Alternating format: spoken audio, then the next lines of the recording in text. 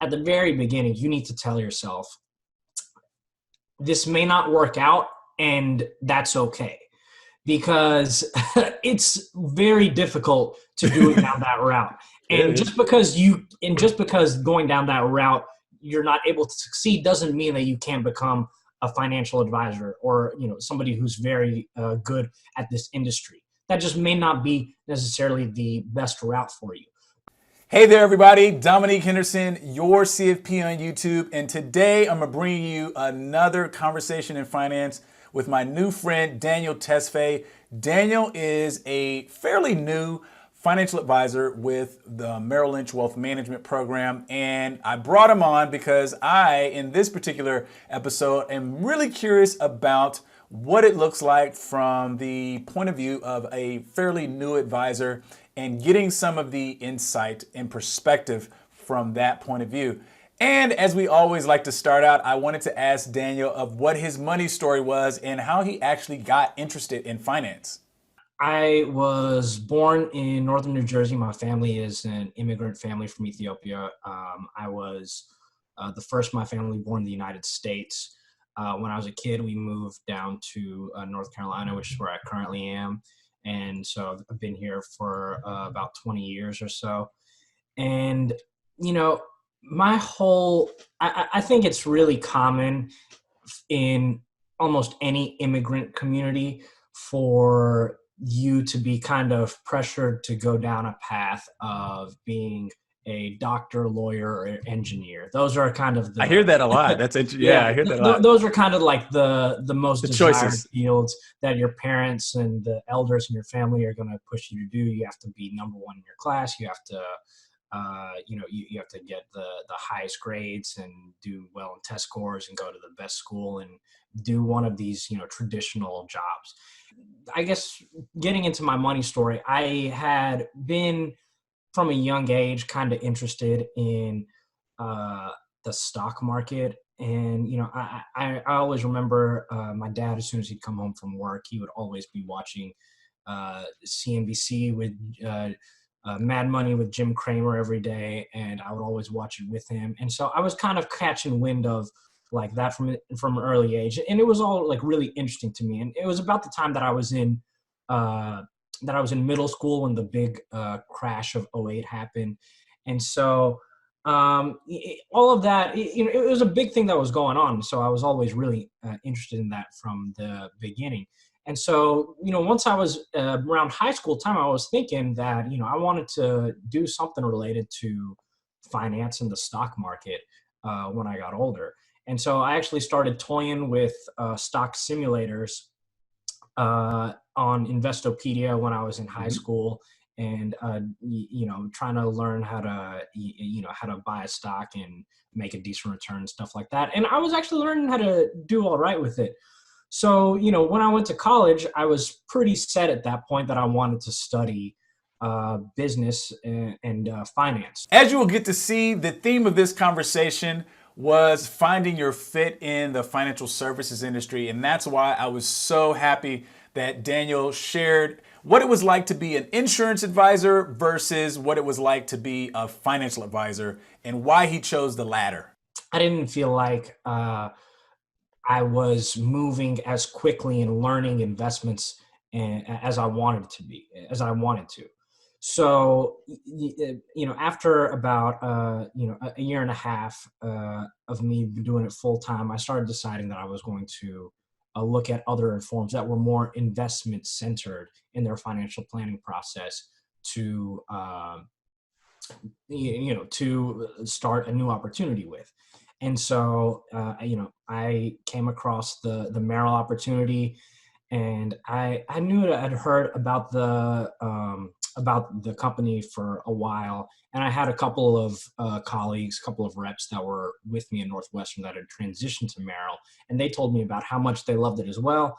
And so I interviewed with them, and we had a great conversation, and I decided to take that leap of faith to start with them. And I will say, I think, at least for me, I think that it has been, in the early stages of my career, one of the best decisions I've made.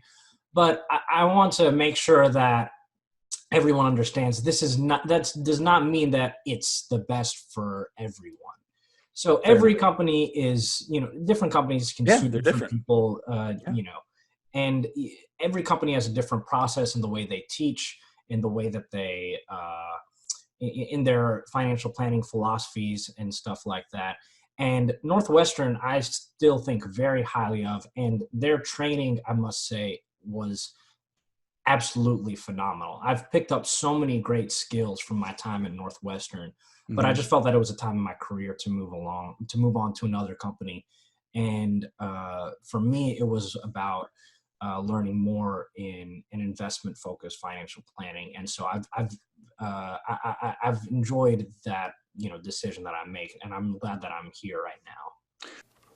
Finding your place in the industry is a lot about culture. It's a lot about determining fit in a particular channel or an organization.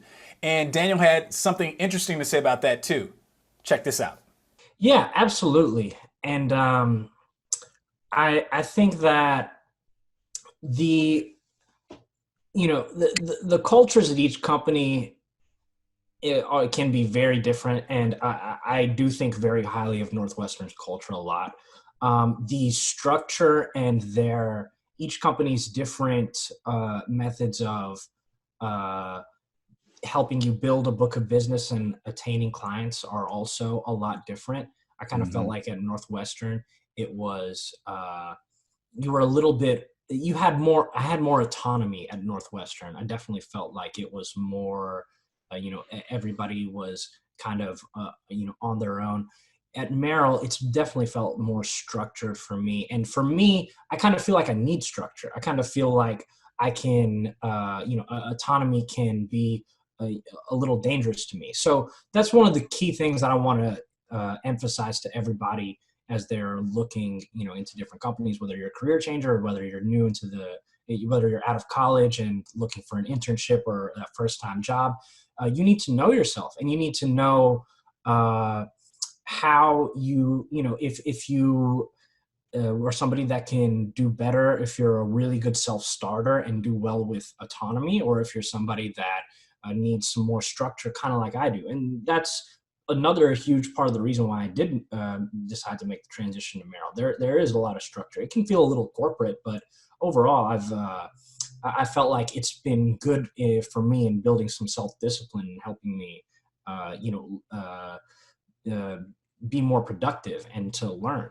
So. Yeah. Next, I wanted to transition the conversation into what it was actually like onboarding with Merrill Lynch and going through their programs. What did licensing look like? What does the cost look like? What does the compensation look like? Daniel was able to unpack all that for me. For my,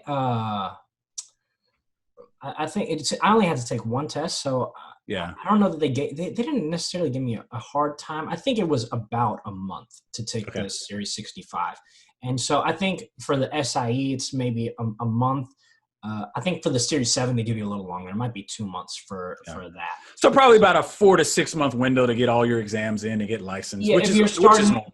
without any of them around that time, yeah, Yeah. around Yeah. that long. For me, at least, I had to go through about, I think it is about 3 months of a training phase. I had my Series 7 and 63 already, so Hmm. I just had to start my start the job there by studying for the Series 65, passing that exam, and I have to do a few of their trainings as well, and then Hmm. I was able to get my FA number and start actually soliciting business on behalf of Merrill Lynch Wealth Management. So for people that are coming in fresh out of the industry, it's coming fresh into the industry with no experience, you would have to take the SIE, the Series 7, and then the Series 66. Or some you may have already taken the SIE, which I think is a great first step to do if you haven't, if you're considering looking into this industry and if you want to show a recruiter that you're really serious about this. You can definitely take that test, and then you would have less stuff that shortens your sort of training phase going into this, to get your financial advisor number, and allows you to have that green light to start going getting clients. So at least with my training program at Merrill, with this FADP program, there is we are salaried for the entirety of the program, so to speak. The time that I kind of refer to us as junior advisors.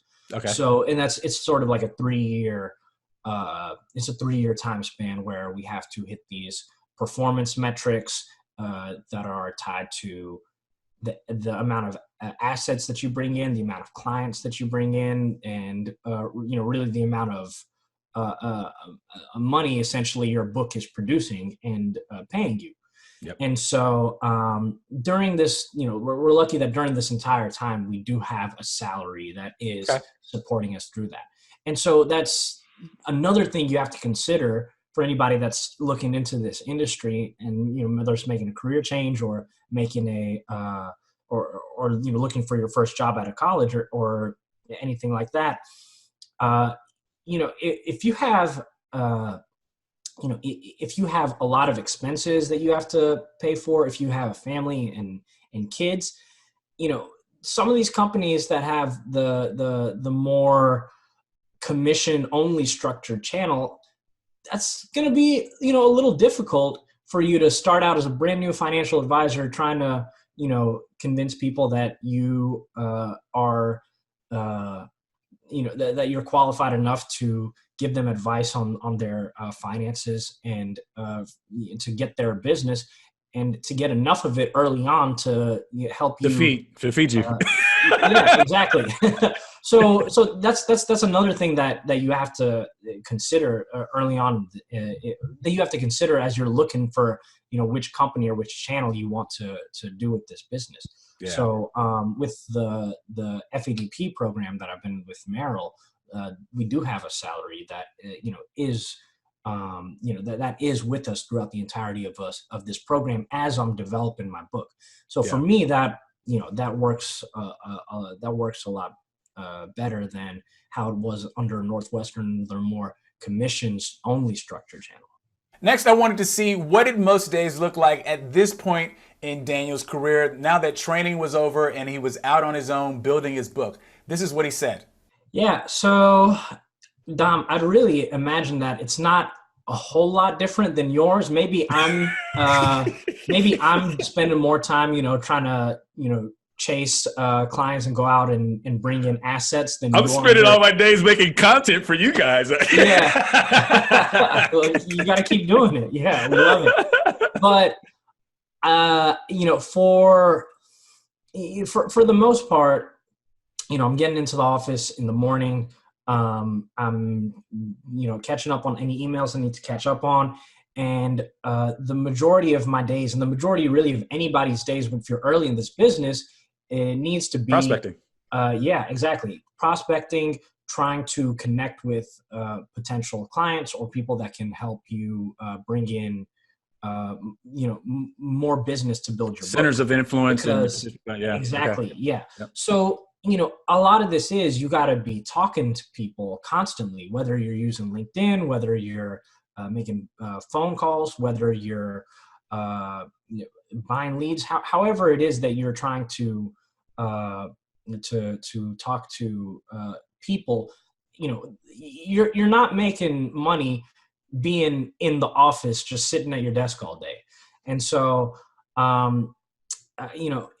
think it's important to remember that when you're early in this business, it takes a lot of time to build your book, because you have to be doing all of those prospecting things, and you're also trying to go to networking events, and then you'll finally start getting some people to meet with you, and you to make sure that you take care of that. And then once you start doing client onboarding to bring their stuff in, that's a whole nother can of worms. There's so much paperwork and different miscellaneous things that take up a lot of time. And on top of that, you're also probably trying to learn more about the business, about the industry, trying to learn how to do real planning. I was curious about Daniel's other professional aspirations. Did he want to pursue any designations, certifications? And this is what he let me know. Currently enrolled in a CFP course. Okay.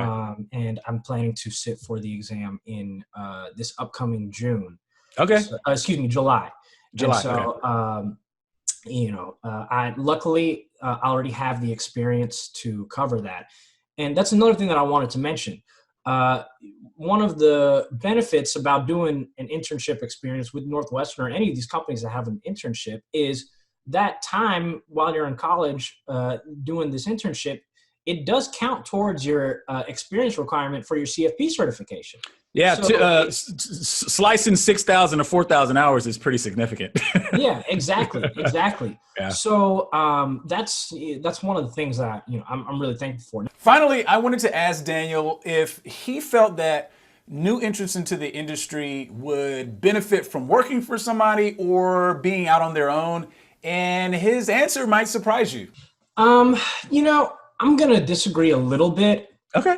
I think that kind of like I've been saying before, it depends on who you are. If you're somebody uh, that works really good in sort of a sales type of setting, or like a a sales environment, and you are someone that has a large network or can connect with a lot of people, or is just really motivated and self-determined to go out and get a lot of business, then doing it with one of these channels where you're working for yourself That's a good point. in a sense doesn't is not necessarily a bad idea. I mean, there are Northwestern Mutual has a lot of advisors, and they are all, not all of them, but the vast majority of them all sort of started out in that way.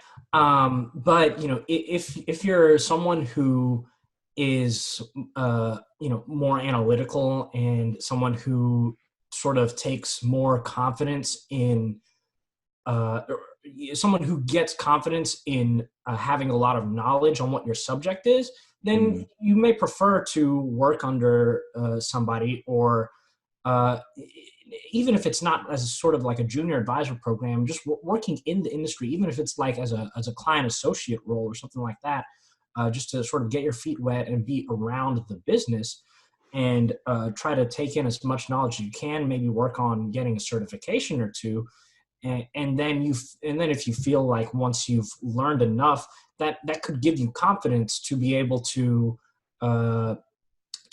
and be a better business owner, so to speak, or Yeah. someone who's kind of focusing on business development and building up your book like that.